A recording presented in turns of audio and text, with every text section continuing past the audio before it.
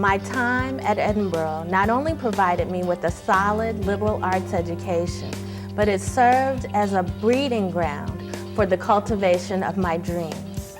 It was at Edinboro that I began to craft a vision for making a difference in the lives of persons in need. That vision, along with the legacy of service transmitted to me by my family, launched me onto a path leading to my life's work in international HIV/AIDS research, education, and advocacy. For nearly 15 years, I have been actively engaged in HIV/AIDS work spanning the globe. I have had the privilege of learning from Ghanaian and South African women living with HIV/AIDS and translating their experiences into interventions which have made a positive difference in their lives. Being a student at Edinboro University not only taught me a great value system, but it gave me the best experience in my own confidence. I was a very, very shy girl when I first started, and Edinboro opened my eyes and ears to art, literature, music, and it really did give me the confidence to believe in myself and to pursue this dream of mine, which is film.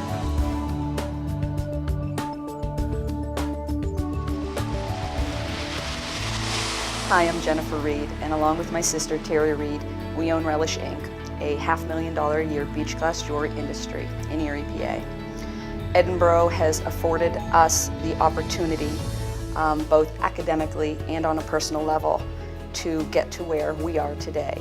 And as I look around and see my friends and colleagues today, realizing that they had chosen other learning institutions to go to, institutions perhaps that may be more prestigious or thought of as more impressive than a state-run university, I am proud to say that my degree came from Edinboro.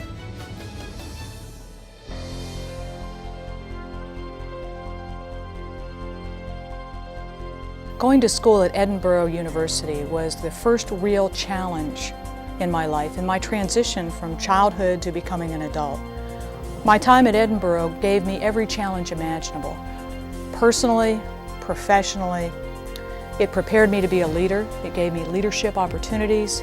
It gave me an intense and very broad education in the liberal arts. I can't say enough about Edinboro and what it has meant to me in my life and what it will always symbolize to me, and that is opportunity. You know, Edinboro has a fantastic track record with their communications graduates, and I'll let you in on the secret. The people are real here. If I've had success in my career, it's because these professors and my fellow graduates, many of them the sons and daughters of the working class of Western Pennsylvania, showed me by example. They're mostly extroverts, blessed with intelligence, people skills, a great sense of humor, and to me that's the secret of successful communicators. Opening the mail, it's extremely exciting to see that I've been awarded all of these scholarships. Well, with swimming, it's opened a lot of doors.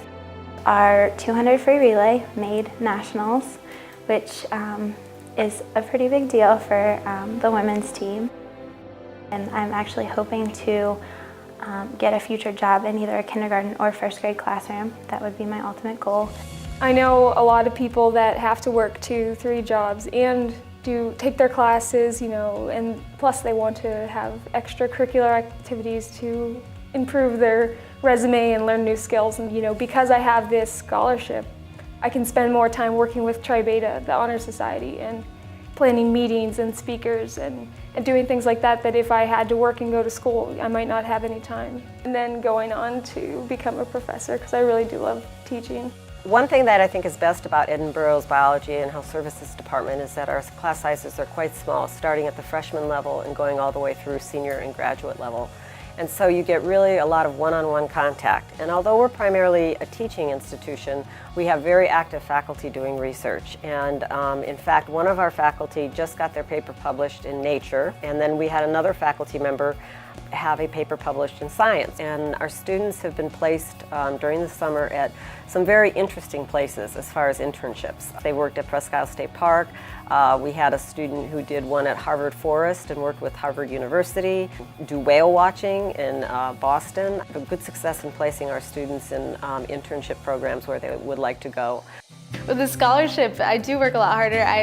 I have to keep a grade point average, and it really helps me strive to be better. All the professors I've had have been really great. I feel like I learn new things every day, and I feel like I'm growing as a person because of them.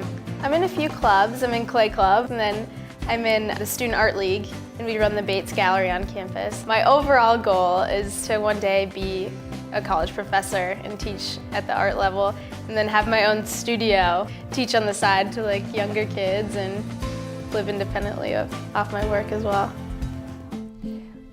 The Women's Philanthropy Council is a wonderful new initiative that we've just started in the past year. And the reason for it is because we need to provide greater support for our female students. We graduated 900 students in May of 2013, and over 65% of them are female. And yet, even in 2013, fewer than 20% of elected officials are female. Fewer than 5% of the CEOs of major companies in the United States are female. We need to provide greater support for our female students and graduates to be leaders in this world. The Women's Philanthropy Council is meant to support scholarships for female students, as well as support research and travel opportunities for female students. We know that study abroad or study away from campus in this country is what is called a high impact practice. Research has told us that studying away from campus or engaging in research on campus makes a huge difference in student success at Edinburgh University and in their retention so that they are able to complete their program and graduate successfully. The Women's Philanthropy Council is made up of members who will serve as an advisory council to me. So they will participate in deciding how the funds and resources are allocated to have the greatest impact on our female students in terms of their experience at the university and their success after they graduate. Members of the Advisory Council will come from all areas of membership in the Women's Philanthropy Council. They will have the opportunity to mentor our female students, and they will have the opportunity to provide internships that will help prepare our female students for leadership roles in the future. The goal for the Women's Philanthropy Council is to raise $1 million. Some of that will go into an endowment that will go towards annual scholarships, and some of the funds will be used to support students to travel and to do research. We've raised just over $100,000 in the first several months of this initiative. We're 10% there, and I'm asking you if you can help us to reach that goal of $1 million and to provide your time and resources to our female students through mentorship and internship opportunities so that you can play a central role in making the difference in the life of a future woman leader.